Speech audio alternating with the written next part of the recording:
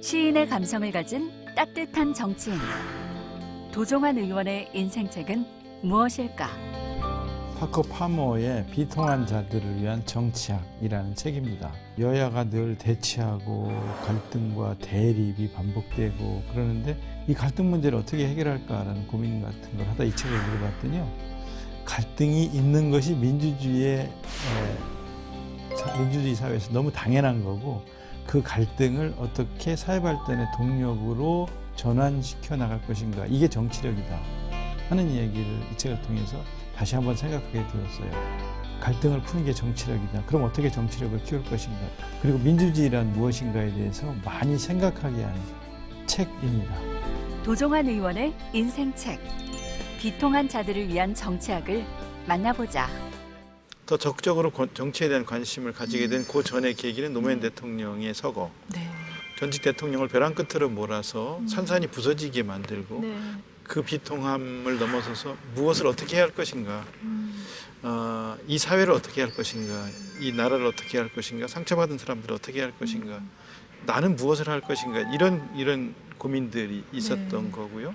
그 이전에 교육운동, 사회운동, 문화운동 이런 거 할 때는 또 그때는 80년 전두환 정권 밑에서의 혹독한 시간들 때문에 이제 그런 교육운동, 사회운동들을 하게 됐습니다만 직접 정치로 바로 연결되기 직전에 가장 비통했던 것들은 노무현 대통령의 서거였었죠.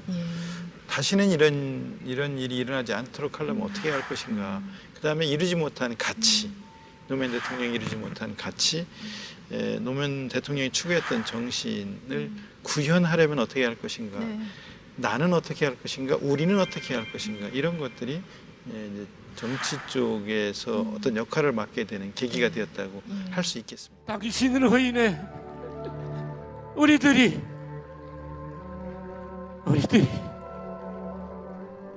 이겼습니다. 근데 이 책에서 나온 대로 그 비통함의 피해자로 혼자 고립돼 있지 않고 그 담쟁이 시에서 말씀하신 것처럼 손에 손을 잡고 나아가는 길을 걷고 계신 거여서 이 책을 읽으면서 인생책이 될 수밖에 없겠다라는 생각을 저도 했습니다. 이때 이걸 원망만 하면 그걸로 극복이 되나? 이 시련의 의미가, 고통의 의미가 뭔지를 좀 더 깊이 성찰해 볼 필요는 없나? 성찰하라고 이 고통을 주시는 건 아닐까? 뭐 그런 종교적인 질문과 대답을 찾기 위한 노력과 그다음에 그걸 문학적으로 이제 승화를 하면서 다시 나를 일으켜 세우기도 하고 부서진 마음들을 다시 이렇게 다독여주기도 하고 시적 예술적 창조의 결과물을 만들어내기도 하고, 그러니까 견딜 수 있었고 거기서 긴 터널을 묵묵히 빠져나올 수 있었던 거라고 생각을 하고요. 그리고 내가 내 개인적인 아픔에서 벗어나오면서 이걸로 다 끝난 것이 아니라 내 이웃들, 고통받고 있는 이웃들의 문제는 그럼 어떻게 할 것인가?